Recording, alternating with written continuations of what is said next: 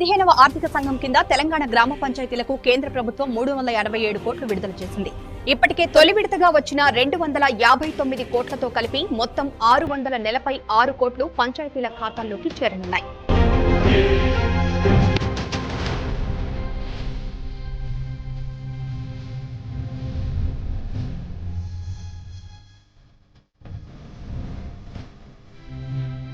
మంత్రి రేవంత్ రెడ్డి నేడు ఢిల్లీలో కేంద్ర రక్షణ మంత్రి రాజ్నాథ్ సింగ్ ను కలిశారు.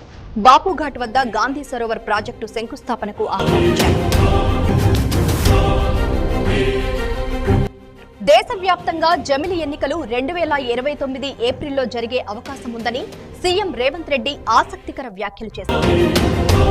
ప్రభుత్వ ఉద్యోగుల కోసం కొత్త ఈహెచ్ఎస్ హెల్త్ స్కీమ్ ను 15 రోజుల్లో ప్రారంభించనున్నారు. ఉద్యోగుల బేసిక్ పేలో 1.5% కంట్రిబ్యూషన్, అదే మొత్తాన్ని ప్రభుత్వం జమ చేయనుంది.